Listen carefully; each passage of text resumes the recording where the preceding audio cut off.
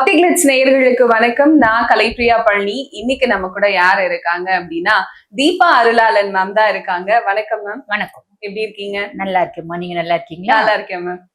குரு பயிற்சி ஆரம்பிக்க போது ஒவ்வொரு மக்களுமே இந்த உச்ச குரு நமக்கு என்ன பண்ண போறாரு அப்படிங்கிற அந்த எதிர்பார்ப்புல இருக்காங்க. ஏன்னா நிறைய பயிற்சிகளை பார்த்துட்டாங்க. குரு பயிற்சின்னு வரும்போது நல்ல விஷயங்கள் தான் நடக்கும்னு சொல்றதுனால எந்த அளவுக்கு நல்ல விஷயங்கள் நடக்கும்னு ஒரு எதிர்பார்ப்பு இருக்கு இல்லையா மேம்? சோ இந்த உச்ச குரு பொதுவா என்ன மாதிரியான பலன்களை கொடுக்க போறாருங்க? பொதுவாவே பாத்தீங்கன்னா நிறைய பேர் சனி பயிற்சிக்காக காத்துட்டு இருப்பாங்க. நம்மளுக்கு சனி நல்லது செய்வாரா அப்படின்னு. அது எதனால காத்துட்டு இருக்கிறது அப்படின்னா ஒரு பயம், ஒரு பீதியோட காத்துட்டு இருப்பாங்க அப்படின்னு சொல்லலாம். ஆனா குரு பயிற்சியை பொறுத்த வரைக்கும் எல்லாரோட மனசுலயும் என்ன அப்படின்னா குரு எல்லாருக்கும் நல்லதுதான் செய்வாரு அப்படின்னு நம்புவாங்க. ஆனா அது 100% உண்மை அப்படின்றது கிடையாது.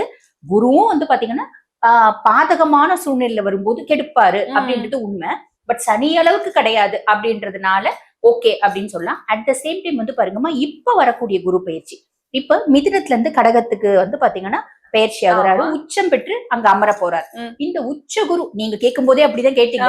இந்த உச்ச குரு என்ன ஒரு பெரிய பிளஸ் அப்படின்னா எல்லா ராசிகளுக்கும் நல்லது செய்ய போறாரு. 12 வருடம் கழிச்சு திருப்பி இவர் கடகத்துல இன்னொரு முறை உச்ச குரு வரணும் அப்படின்னா திருப்பி 12 இயர்ஸ் நம்ம வெயிட் பண்ணி தான் நம்ம பாத்தீங்கன்னா இந்த பலனை நம்ம அனுபவிக்க முடியும். அதனால இந்த வருஷம் கடகத்துல இவர் உச்சம் பெற்று அமர்றது. சனி பாத்தீங்கன்னா எந்தெந்த ராசிக்கெல்லாம் ஃபேவர் இல்லாம இருக்காரு. உதாரணத்துக்கு சொல்லணும் அப்படின்னா சிம்மம் ரொம்ப கஷ்டப்படுறாங்க இல்லைங்களா, அஷ்டமத்து சனியில. கன்னி இவங்கெல்லாம் யாரும் இவங்க கஷ்டத்துக்கு எங்க கஷ்டம் பரவாயில்லைங்க அப்படின்னு சொல்றதுக்கு அளவுக்கு இல்ல. இவங்க கஷ்டத்துக்கு எங்க கஷ்டம் இன்னும் மட்டமா தாங்க இருக்கு அப்படின்னு சொல்ற அளவுலதான் இருக்காங்க. இப்ப சிம்மம் அஷ்டமத்து சனினாலையும், கன்னி பாத்தீங்கன்னா கண்டக சனினாலையும், அதே மாதிரி தனுசு அர்த்தாஷ்டம சனினாலையும், கும்ப பாதம் சனினாலையும், அதே மாதிரி மீனம் ஜென்ம சனினாலையும் கஷ்டப்படுறாங்க அப்படின்னு சொல்லலாம் இல்லைங்களா. அப்ப இவங்களுக்கு எல்லாம் எப்படி இருக்கு? முதல் ராசி மேஷத்தை விட்டுட்டோம். மேஷம் நிறைய சனி 7 நாட்டு சனியில கஷ்டப்படுறாங்க. ஆக இவங்க எல்லாருக்கும் எப்படி இருக்கு அப்படின்னா இந்த உச்ச குருனோட 9ஆம் பார்வை சனி மேல படுதுமா. அப்ப சனி மேல படுறதுனால சனி ஆல்மோஸ்ட் நல்லிஃபை ஆயிடுவாரு. பெருசா கெடுபலன்களை இவங்களுக்கு கொடுக்க போறது இல்ல. இவங்க எல்லாருக்கும் ஒரு பெரிய ரிலீஃப். மத்த ராசிகளுக்கு ஆல்ரெடி அவர் நல்லது செய்யக்கூடிய பொசிஷன் தான் இருக்காரு. என்ன குருனோட பார்வையினால சனி மந்தன் முடவன் நிதானமா செய்வான். குருனோட பார்வைப்பட்டதுனால கடகடகடன் நிறைய நற்பலன்கள் செய்ய போறாருமா. இது ஒரு பெரிய பிளஸ். எல்லா ராசிகளுக்குமே நல்லா இருக்க போகுது. இப்ப நல்லா இருக்க போகுது அப்படின்னும் போது நிறைய பேர் வீடு வாங்கணும் அப்படின்னு, நீங்க வீடு வாங்குவீங்க அப்படின்னா நான் பங்களா வாங்குவேன்னு யோசிப்பாங்க. கார் வாங்குவீங்க அப்படின்னா ஜாக்வார் வாங்குவோமா அப்படின்னு யோசிப்பாங்க. உண்மை என்னன்னா தராதரத்தில் எவ்வுயிரும் தழைக்கும் அப்படிம்பாங்க. அந்த மாதிரி அவங்கவுங்க இந்த தராதரம் அப்படின்னு சொல்லுவாங்க பாத்தீங்கன்னா அவங்களோட படிப்பு, வாழ்க்கை, செய்யக்கூடிய தொழில், அவங்க செய்யக்கூடிய செலவுகளுக்கு ஏத்த மாதிரி அவங்களுக்கு இம்ப்ரூவ்மெண்ட் அப்படின்றது ஒவ்வொரு உயிருக்கும் இருக்குமா, அதுல மாற்றுக்கிறதே கிடையாது. கண்டிப்பா மேம். ஒவ்வொரு உயிருக்கும் அவங்க செய்யக்கூடிய செயல்கள், அவங்க வேலைகள் அதெல்லாம் பொறுத்து மாற்றங்கள் நடக்கும். சோ நல்ல விதமான மாற்றங்களே கொடுப்பாரு குரு அப்படின்னு சொல்லியிருக்கோம். கும்பராசி மேம், 6ல குரு வராரு. நினைச்ச காரியம் எல்லாம் வெற்றியாகி கடன் பிரச்சனையிலிருந்து தீர்ந்து ஓரளவுக்கு நிம்மதியான சூழலுக்கு வருவாங்களா மேம்? கண்டிப்பாமா. கும்பம் பாத்தீங்கன்னா கடந்த 6 வருஷமா பெருசா நல்லா இல்லை அப்படின்னு சொல்லணும். 7 நாட்டு சனியினுடைய இறுதி பகுதியில இருக்காங்க. சனி பகவான் என்ன குத்தி குத்தி குத்தி குத்தி உடம்பு ஃபுல்லா ரணா ஆக்கி வச்சிருக்கேன். மனதளவுலயும் நான் பெரிய லெவல்ல காயப்பட்டிருக்கேன். உடல் அளவுலயும் பயங்கர ரணம் ஆயிருக்கேன் அப்படின்னு அர்த்தம். இப்ப நம்ம யாராவது ஜோதிடம் நல்லா இருப்பீங்க அப்படின்னு சொன்னாங்க, அடப்போங்க நீங்க வேற அப்படின்ற ஒரு ஃப்ரஸ்ட்ரேஷனுக்கு அவங்க வந்துட்டாங்க. ஆனா உண்மை என்ன அப்படின்னா இப்ப சனி பார்த்த சனியாதாம்மா இருக்காரு. அவரே இவ்வளோன்னு தான் கெடுக்க போறாரு. அதுக்கும் மேல குரு 6ஆம் பாவத்துல அவரை பாக்கிறதுனால அவர் இவ்வளவு கூட கெடுக்க போறது உங்களுக்கு ஒரு பெரிய ரிலீஃப் அப்படின்றது உண்மை. கண்டிப்பா. அதே மாதிரி பாத்தீங்கன்னா நீங்க சொன்ன மாதிரி இந்த 6ஆம் பாவம் குரு ருணரோக சத்ருஸ்தானத்து குரு. நோய் இல்லாத, கடன் இல்லாத, எதிரி இல்லாத வாழ்க்கை உங்களுக்கு கொடுக்கணும் அப்படின்னு குரு பகவான் முடிவு பண்ணிட்டார். நீ என்ன எனக்கு வேணாம்னு சொன்னாலும் அவர் கொடுக்கதான் போறாரு. அப்ப வேணாம்னு சொல்றதை விட அவர் கொடுக்கறது எப்படி ப்ராப்பரா சேனலைஸ் பண்ணிக்கணும். அப்படி சேனலைஸ் பண்ணிக்கிறது நல்லதுமா. இவங்க எவ்வளவு கடன் இருந்தாலும் அதை அடைக்கிறதுக்கு கொஞ்சம் ஐடியாஸ் கிரியேட் பண்ணாங்கன்னா ஏதோ ஒரு லூப் லைன் கனெக்ட் ஆகும், சாலிடா இவங்க அடைப்பாங்க. குணமே ஆகாத நோய், நீங்க வேற நோய் இல்லாத வாழ்க்கையை குரு கொடுக்கணும்னு சொல்லிட்டாரு. ஆட்டோமின் டிசார்டர்ஸா இருக்கு இல்லைங்களா, ஏறக்குறைய ஒரு 51 விதமான காமன் டிசார்டர்ஸ் இருக்கு குணமே ஆகாத நோய் அப்படின்னு. அந்த மாதிரி நோய்களா இருந்தாலும் அதுல ஒரு பாலியேஷன் அப்படின்னு சொல்லுவாங்க. அந்த மாதிரி ஒரு நோய்களுக்குலாம் நாங்கெல்லாம் டாக்டர்ஸ் என்ன சொல்லுவோம்னா பாலியேட்டிவ் தெரப்பி அப்படின்றது கொடுப்போம். மருந்து மாத்திரை சாப்பிட்டுட்டு உணவு முறைகளை கடைபிடிச்சிட்டு நான் நிம்மதியா இருக்கேங்க அப்படின்னு சொல்லக்கூடிய அமைப்பு. குணமாக்கக்கூடிய நோய் இருந்தா குணமே ஆயிடும், கவலையே படணும் அப்படின்ற அவசியம் இல்ல. பெரிய ரிலீஃப் என்ன அப்படின்னு நம்ம கடன் அடையும். இதுவே பெரிய ரிலீஃப் தானே. பெரிய ரிலீஃப். ஏன்னா கும்பம் பாத்தீங்கன்னா சனியினோட ராசி. ஆண் ராசி ரொம்ப தைரியமானவங்க. அவங்களுக்கு வந்து எந்த ஒரு விஷயத்தையும் பொதுவா ஒரு வார்த்தை சொல்லுவாங்க பாத்தீங்களா, தப்பு செய்யறதுக்கு தைரியம் வேணாம், அந்த தப்பை ஒத்துக்கிறதுக்கு தான் தைரியம். கண்டிப்பா எல்லா பர்சனாலிட்டிஸும் தப்பு செய்யும், சந்தர்ப்பமும் சூழ்நிலையும் சாதகமா இருந்தா தப்பு செய்வாங்க. கண்டிப்பா தப்பு செய்யக்கூடிய சூழ்நிலையிலும் தப்பு செய்யாதவன் உயர்ந்த மனிதன். தப்பு வந்து செஞ்சுட்டு அதை ஒத்துக்கிடவன் மிக உயர்ந்த மனிதன் அப்படிம்பாங்க. அந்த மாதிரி மிக உயர்ந்த மனிதர்கள் கும்பராசி என்பது. கண்டிப்பா ஒத்துக்குவாங்க, அக்செப்ட் பண்ணிப்பாங்க. ஆமா நான் தப்பு செஞ்சேன் அப்படின்ற தைரியம் உங்களுக்கு உண்டு. சோ இப்படி ரொம்ப தைரியமான பர்சனாலிட்டிஸ் இப்ப சனினால கொஞ்சம் நில குலைஞ்சி ஒரு மனசு கஷ்டத்தோட இருக்காங்க. திருப்பி அவங்க பழையபடி வர்றதுக்கான காலம் ஆரம்பிச்சிருச்சு. கண்டிப்பா மேம். இவங்களுக்கு கோர்ட்ல ஏதாவது வழக்குகள் வந்து நிலுவையில் இருக்கு, எனக்கு சாதகமா அது வரவே இல்லை அப்படிங்கிற சூழல் இருந்துச்சுன்னா இந்த காலகட்டத்துல அதெல்லாம் சரியாக தாராளமா வந்து மாறும்மா. ரீசன் என்ன அப்படின்னா, குரு 6ஆம் பாவத்துல இருக்காரு அப்படின்ற பட்சத்துல எதிரிகள் இருக்கக்கூடாது, எதிராளிகள் இருக்கக்கூடாது, நமக்கு எதிர்க்க எதுவுமே இருக்கக்கூடாது, நம்மளுக்கு வந்து அப்போசா எதுவுமே இருக்கக்கூடாது அப்படின்ற ஒரு விதி இருக்கு. அதுவா விளக்கும் அப்படின்ற ஒரு விதியும் இருக்கு.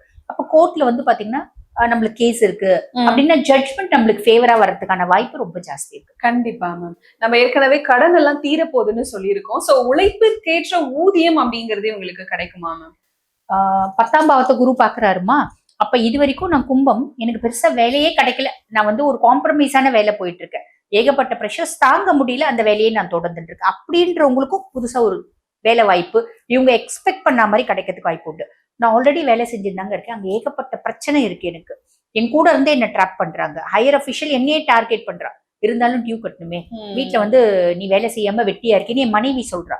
என் கணவர் வந்து பாத்தீங்கன்னா ஒரு விதமா என்ன வந்து டார்கெட் பண்றாரு. எங்க மாமியார் நீ சம்பாதிக்காம வீட்டுல உட்காந்துருக்கே அப்படின்னு சொல்றாங்க. நான் வேலைக்கு போகாம வீட்டுல உட்காந்துன்னு எங்க மாமியாரோட டார்ச்சர் இன்னும் அதிகமா இருக்கும், அதனால நான் வேலைக்கு போறேன். இப்படி சொல்றவங்க நிறைய பேர் இருக்காங்க பாத்தீங்களா. இப்ப நிறைய மாமியார் என் மருமக வந்து நான் வேலைக்கு போய் சம்பாதிச்சு வந்து கொடுத்தாதான் சாப்பாடு போடுவோம், இப்படியும் இருக்கு, இப்படியும் இருக்கு, அப்படியும் இருக்கு. இந்த மாதிரி ஏதோ ஒரு காரணத்தினால நீ வேலைக்கு வேற வழி இல்லாம போயிட்டு இருக்கியா, அந்த வேற வழி இல்லாம அப்படின்றது மாதிரி நான் சந்தோஷமா போறேன், அங்க நிம்மதியா இருக்கேன் அப்படின்னு சொல்லக்கூடிய அமைப்பு நிறைய பேருக்கு உண்டுமா. சுயதொழில் ஆரம்பிக்கிறான்னு பல முறை பிளான் பண்றேன், அப்டக்கிள்ஸ் இருந்துட்டே இருக்கு. சுயதொழில் ஆரம்பிக்கிறதுக்கான எந்த விதமான சாத்தியக்கூறும் இல்லை. இந்த காலகட்டம் சுயதொழில் ஆரம்பிக்கணும்னு நினைக்கிறேன், நீ வந்து பண்ணுவேன். கும்பம்க்கு வந்து பாத்தீங்கன்னா வாழ்க்கையில ஒரு முறையாவது சுயதொழில் பண்ணணும் அப்படின்ற எண்ணம் இருக்கும். அது லாபமோ நஷ்டமோ எனக்கு அதை பத்தி கவலை இல்லை, ஆனா எனக்கு வந்து தொழில் பண்ணணும், அதை சக்சஸ் பண்ணி கொண்டு போகணும் அப்படின்ற எண்ணம் இருக்கும். அந்த மாதிரி பர்சனாலிட்டிஸ்க்கு இந்த காலகட்டம் அவங்க சுய தொழிலும் ஆரம்பிப்பாங்க. ஆன் தி ஹோல் நல்லா இருக்குமா, கவலைப்பட வேண்டாம். கண்டிப்பா மேம். உறவுகள் கூட இருந்த சிக்கல்கள் எல்லாம் தீருமா மேம்? குடும்பஸ்தானத்தை குரு பாக்குறாரு இல்லையா, தன குடும்ப வாக்குஸ்தானத்தை பாக்குறாரு. ரொம்ப நாள் கழிச்சு உனக்கும் குடும்பத்துல மரியாதை, நீ வந்து வெட்டி, நீ வேஸ்ட், நீ வந்து சம்பாதிக்க மாட்டேன்ற, நீ தண்ட சோறுன்னு தின்ன அப்பாவும் அம்மாவும் உன்னை வந்து பாத்தீங்கன்னா, அம்மா எப்பவுமே திட்ட மாட்டாங்க, அம்மா நம்ம சொல்ல முடியாது, தண்ட சோறுன்னு திட்டின அப்பா இப்ப மாறுவார். ஐயோ என் புள்ள கஷ்டப்படுறாம்மா, சாப்பாடு முதல்ல அவனுக்கு வைமா அப்படின்னு சொல்லக்கூடிய புரிஞ்சுப்பாரு.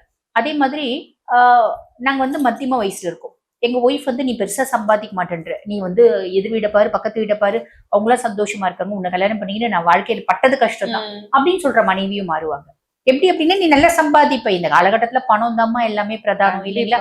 தெரியாமையா சொன்னாங்க, அருள் இல்லா இருக்கு அவ்வுலகம் இல்லை, பொருள் இல்லா இருக்கு இவ்வுலகம் இல்லைன்னு. அந்த பொருள் வந்து பாத்தீங்கன்னா தாராளமா வரக்கூடிய காலகட்டம். ஏன்னா தன குடும்ப வாக்குஸ்தானத்தை குரு பார்க்கறதுனால குடும்பத்துல நிம்மதி, சந்தோஷம், மகிழ்ச்சி, குதூகலம், தனப்பிராப்தி அப்படின்றது இருக்கும். இவ்வளவு மூட்டையா அழுற அளவுக்கு இருக்காது, போதுன்ற அளவுக்கு உங்களுக்கு தேவையான அளவுக்கு நீங்க உழைக்கிற பரவாயில்லைங்க. கடவுள் புண்ணியத்துல நான் பட்ட கஷ்டத்துல இருந்து மீண்டு வந்தேன், economically I'm okay, I'm all right, I'm sound அப்படின்னு சொல்லக்கூடிய அமைப்பு. கண்டிப்பா மேம். இவ்வளவு நல்ல விஷயங்கள் நடந்தா கூட இந்த விஷயத்துல ரொம்ப ஜாக்கிரதையா இருங்கன்னு சொன்னா எந்த விஷயத்துல ஜாக்கிரதையா இருக்கு? ராகு சுயஸ்தானத்துல இருக்காருமா. ராகு ஜென்ம ராகு. பிளஸ் என்ன அப்படின்னா இன்னும் வேணும்ன்ற எண்ணம். ஒரு தொழில் செய்யறாங்க அப்படின்னா இன்னும் சம்பாதிக்கணும், இன்னும் சாதிக்கணும், இன்னும் வந்து நம்ம குடும்பத்தை கம்ஃபர்ட்டா வச்சுக்கணும், அந்த பணத்துல இருக்க ஒரு போதை வந்து அவங்களுக்கு தெரியும். அப்ப இன்னும் சம்பாதிக்கணும்னு நினைக்கிறது நல்லதுதான், அது வந்து எந்த விதத்திலயும் தப்பு இல்லை. பொதுவா சுயஸ்தானத்துல ராகு இருக்கா அப்படின் போது மன ரீதியான குழப்பங்கள் வரும், delusion, illusion, hallucination, frustration, depression அதெல்லாம் வரும். நீங்க சனியினோட ராசி ஆண் ராசி, தைரியமும் தன்னம்பிக்கையும் நிறைஞ்சவங்க. ராகு ஓவர்டேக் பண்றது ரொம்ப ஈஸி. ராகு ஏற்படுத்தக்கூடிய மாய வேலை நம்ம குழப்ப கூடாது, நம்ம தெளிவா இருக்கணும். நம்ம எப்பயுமே தெளிஞ்ச நீரோட போல மனசு அப்படின்றத நீங்க வந்து உங்க மனசுக்கு சொல்லி கொடுத்துனே இருக்கணும். All is well, all is well அப்படின்னு சொல்லி தெளிவாதான் இருக்கும். ஆமா, அது சொல்லி கொடுத்தா கண்டிப்பா நல்லது நடக்கும். ராகு மட்டும் ஓவர்டேக் பண்றது அப்படின்றது நல்லதுமா. கண்டிப்பா மேம். இப்போ இவங்க எந்த மாதிரியான கடவுள் வழிபாடு செய்யலாம்? சிவ வழிபாடு ராகு மட்டும் பசிஃபை பண்ணாது, 9 கோள்களும் ஈசனுடைய காலடி. நீ பொதுவா கும்பத்துல பிறந்திருக்க அப்படின்ற பட்சத்துல கும்பகோணம் பக்கத்துல ஆதி கும்பேஸ்வரர் ஆலயம் இருக்கு. ஒரு முறை ஆதி கும்பேஸ்வரர் ஆலயம் போயிட்டு கும்பேஸ்வரர் வழிபாடு பண்ணிட்டு வாங்க. அதுக்கப்புறம் எப்பெல்லாம் முடியுதோ, எனக்கு சாமி கும்பிட பிடிக்கலம்மா, நான் வந்து போய் உழுந்தெல்லாம் கும்பிட மாட்டேன், சிவனை நீ உழுந்தெல்லாம் கும்பிடணும்னு அவசியம் இல்லை, சும்மா போய் உட்காந்துட்டு வா, நீ சிவனை பாரு, லிங்க ரூபத்தை பாரு, அம்பிகையை பாரு போதும், நிறைய நல்லது நடக்கும்.